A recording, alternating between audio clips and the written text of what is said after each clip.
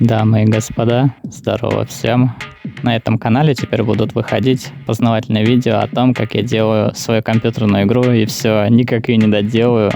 Также вы сможете показывать это видео своим дедушке и бабушке, и вам будет не стыдно, ведь я не буду материться в своем видео. Так что поехали. Ну и надо бы коротко объяснить вам, о чем сама игра.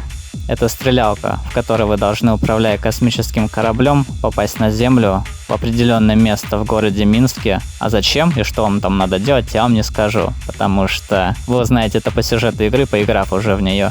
Самолеты русские, белорусские, украинские будут пытаться сбить вас, и, учитывая текущую военно-политическую ситуацию, скорее всего, сам батька Лукаш лично поставит меня к стенке и расстреляет со своего автомата. Но я все равно не отступлюсь от своей идеи и сделаю игру именно про Белоруссию. Потому что именно в Беларуси проживает художница Яна Журавлева, по мотивам рисунков которой я делаю свою игру. Вы можете найти ее на сайте Гиргенде или в паблике, но я не понимаю, почему у нее до сих пор мало подписчиков. Видимо, это все плохо рекламируется и распространяется. Вот действительно, почему люди предпочитают подписываться в паблике художников, которые рисуют менее сложные картинки, какой-то неумелый бред, в то время как Яна рисует свои рисунки на бумаге, используя перьевую ручку на листах А3, и если вы будете вглядываться в детали ее картин, то увидите там много разных отсылок. У меня на этот счет есть своя теория, скорее всего. Все те люди, которые видят рисунки Гиргенде, они просто начинают сходить с ума от количества деталей, и мозг, чтобы защитить их психику, просто берет и стирает все воспоминания об увиденном. Но у меня нет другого объяснения этому. На некоторых ее рисунках я видел изображения с бумерангами, которых очень много, они все одинаковые, и у них какие-то белые окошки. Я не понимал, что это такое, спросил у нее, и она мне рассказала. С тех пор я знаю, что НЛО бывает не только в форме тарелок, но они бывают еще и треугольными, и в виде бумерангов. Вы даже можете найти об этом картинки в интернете. Верю ли я сам в инопланетян? Нет. Даже если ко мне прилетит настоящая летающая тарелка, я скажу прямо в лицо инопланетянам, что их не существует.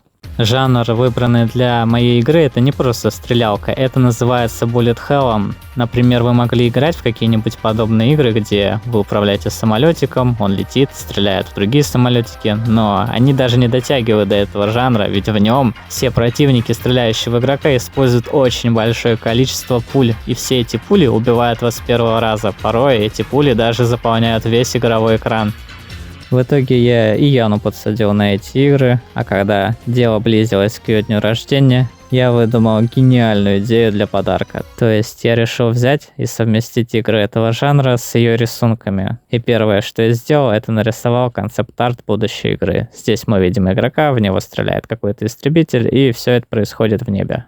И на самом-то деле я в итоге и сделал этот подарок. Он выглядел как игра, в которой мы управляем бумерангом и летаем в каком-то черном пространстве в виде космоса. Все, что мы можем делать, это летать вправо и влево, ускоряться и замедляться, а стрелять и убивать каких-то противников тут нельзя. Тут ничего нет в этой игре, даже проиграть нельзя. И этого было достаточно, чтобы сделать подарок, но я захотел большего. Я захотел, чтобы моя игра была как все вот эти игры. И я решил продолжить делать эту игру, я решил ее развивать.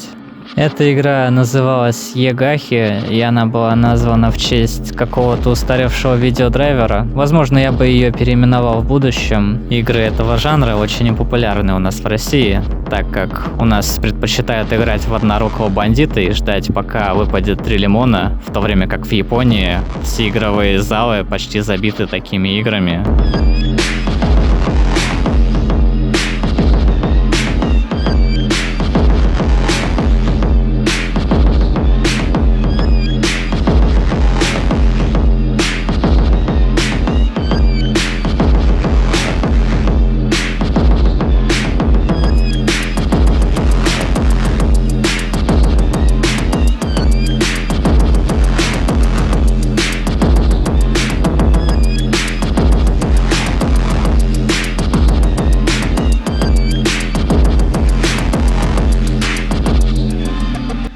Для создания игры я не использую никакие готовые редакторы для конструирования игр. Я пишу игру с нуля на C++, и это позволяет мне выбрать любую технологию, которая будет использоваться в моей игре. Но я вам могу сказать, что немногие игроки вообще обратят внимание на то, какие там технические интересности вы использовали при создании игры. Люди больше смотрят на то, какая графика в игре, какой сюжет, какая музыка, как она в целом играется.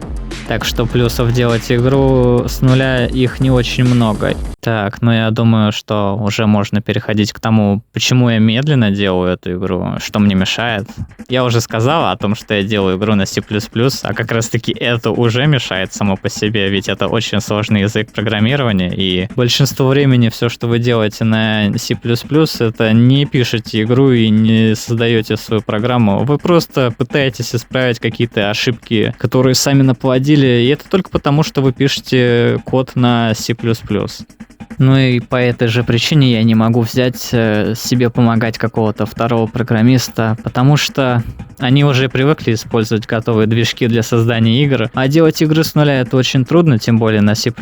И скорее всего, если человек хоть что-то вменяемое может делать на C++, то он уже при работе, и ему будет неинтересно помогать вам в каком-то сомнительном проекте с непонятным результатом. А следующая вещь, которая мне мешает довольно-таки сильно, это то, что я живу в деревне, и здесь мне приходится заниматься, не программированием игр точно. И буквально сейчас я пилю деревья, я что, лесоруб какой-то, что ли? Но я занимаюсь игрой каждый день, вы видите сейчас на экране список изменений, которые добавляю в игру, и справа написано еще время, когда это делаю, то есть я работаю над игрой каждый день. Да и в конце концов нет никакой инструкции, как делать игры с нуля, движки с нуля, а еще вот эти игры жанра Bullet Hell. Я просто могу не знать некоторые вещи, и все, что я делаю, это пытаюсь их просто повторить по визуальному опыту какому-то, и все. Я не знаю, как оно там внутри работает. Вот вы как думаете, чтобы делать игры, надо быть программистом? Я так думал. Я думал, что только программист может делать игры, что все вот эти люди, работающие в офисах, сценаристы, геймдизайнеры, они получают свои деньги просто так. Они занимаются настоящей ерундой. Вот что они делают? Выдумывают игру, какая она будет, что в ней будет, как она играется, да блин. Так каждый может, даже я могу придумать. Но кто эту игру сделает-то? Тот, кто умеет программировать. Но на самом деле это все оказалось не так, и чтобы ваша игра была действительно успешной, вам нужен навык геймдизайна. Вот вам простой пример. Я делаю игру, решил добавить в нее систему с подсчетом очков, чтобы, убивая противников, вы получали очки, и в конце вам показывали таблицу рекордов. Но кому нужна эта таблица рекордов на компьютерной этой игре? Она же даже не подключена к интернету. Никто не увидит, сколько вы очков там набрали. Это было нужно только на игральных автоматах, потому что там вы могли сохранить свой результат и написать свое имя. И как раз-таки геймдизайн, он решает эту проблему. Игра Sonic на Sega. Здесь вы собираете кольца и получаете за них очки. Но кольца — это не просто то, что дает вам очки. Если вы будете их собирать, то вы сможете выжить в игре, потому что когда вы получаете урон, если вас что-то уколет, эти кольца из вас высыпятся, а вы будете жить. Значит, вы будете продолжать играть в игру. А если вы снова подберете эти кольца, то вы снова будете в безопасности. Это увеличит ваше время нахождения в игре. А вы стараетесь собрать именно 200, чтобы получить шанс попасть в бонусный уровень. И я решил в игре сделать так же, что у меня очки будут как валюта, за которую вы сможете купить какое-нибудь другое оружие в игре. Когда я делал свою игру, я даже успел поучаствовать с ней на конкурсе шутеров. Большинство людей просто не смогли понять, как играть в эту игру, ведь она не объясняет вам, как ее управлять. Так что на текущем состоянии эта игра не является игрой, в нее невозможно играть. Я бы сказал, что это просто техническая демка. Есть люди даже, которые считают, что эта игра похожа на High Fleet от Константина Кашутина, но, наверное, наши игры похожи только взрывами какими-то там и графическими эффектами, но это не High Fleet, нифига. Я надеюсь, что я не буду делать игру 8 лет, как Кашутин, не дай бог.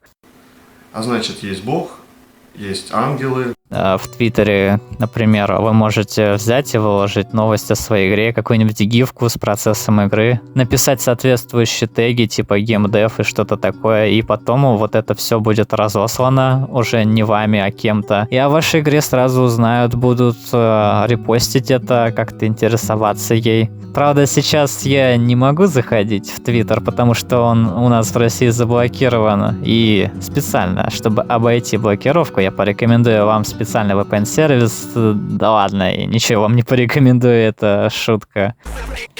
Мы, кстати, с Путиным чем-то похожи. По крайней мере тем, что наша военная операция затянулась. Ведь я до сих пор не сделал свою игру. Возможно, за такой негативный базар на правящую партию на мою голову уже сейчас, скорее всего, падает ядерная ракета, но мне и так было трудно распространять и делать свою игру, а теперь будет еще труднее.